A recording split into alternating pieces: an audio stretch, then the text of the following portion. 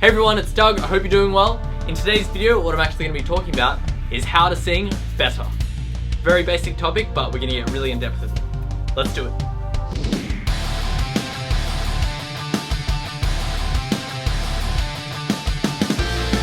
Alright, so I'm going to break this down into 3 basic steps.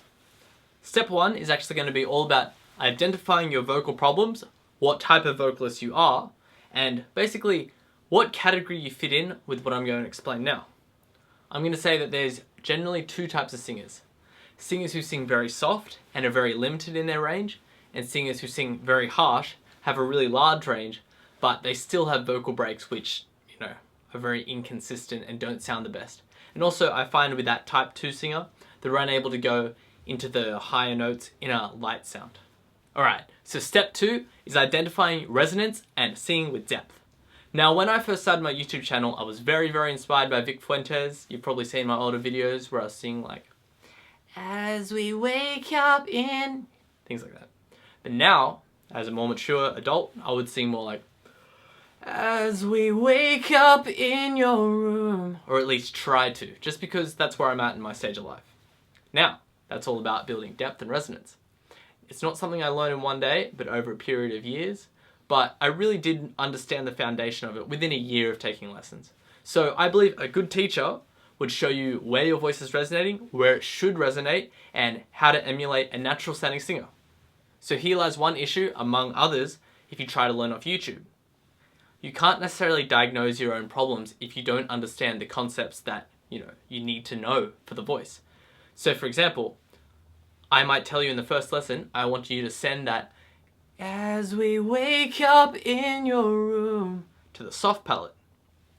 Now, I might get a singer who sings like this, "As we wake up," in a very, very high larynx sort of way, and very much in the soft palate, but it's completely cut off from the depth down here. And then I might get the complete opposite, somebody who sings more like this, "As we wake up in your room." Now, you can't give the same piece of vocal advice to that person that you did to the other person. So again, you cannot diagnose your own problems unless you understand different techniques in the voice. You could spend hours and hours researching forums, getting it wrong, watching YouTube videos, or you could see a vocal coach, a good vocal coach.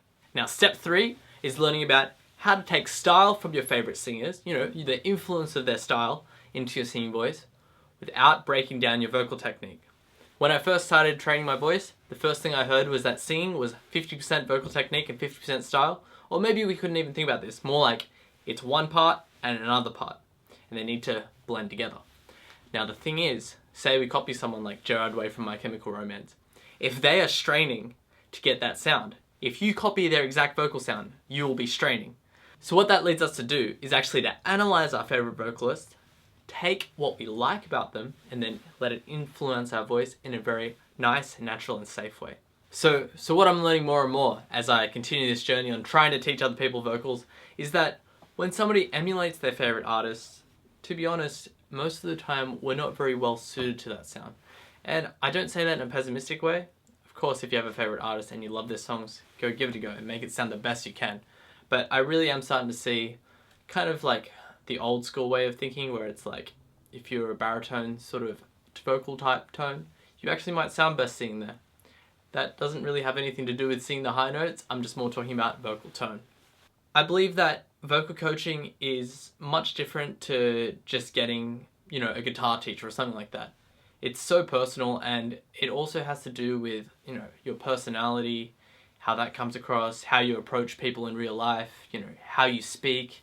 There are just so many layers to it that, I think if you're going to get a vocal coach, choose one that you really relate with. Like, obviously, I'm doing vocal lessons now. I'm offering them. You can also sign up on my website to join my email list, and I post like little blog posts there, and that should help you as well. So I thought I'd just take this opportunity now to show you a video I filmed yesterday.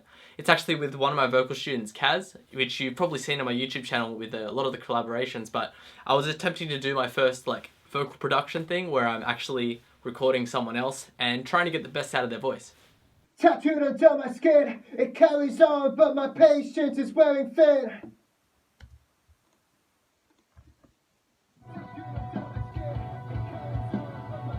Doing good. On. Good. on. Oh. No, yeah. Tattooed onto my skin, it carries on, but my patience is wearing thin. I think that's it. We'll have a listen.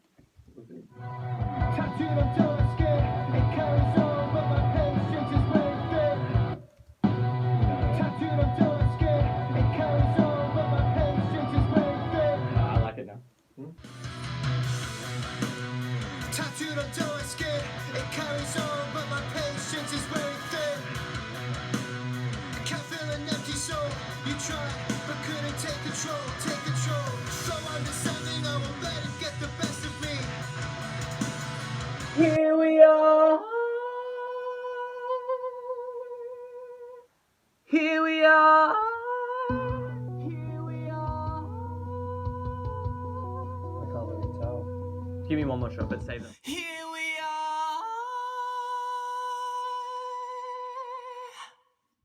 In the future, I'm starting to think that producing vocals, like specifically vocals and not the other instruments, and just focusing in with singers to get the best out of the voice is something I'm really interested in, because I believe I give vocal lessons now, but if I can get a real singer in the studio and we really focused right in that moment, maybe we can really capture some magic. So I'm going to look at that in the future. Anyway guys, make sure to leave a comment down below on what you want next. Make sure to give this video a like, subscribe if you hadn't already, and make sure to follow my social media links. I'll see you in the next video, and have a good one.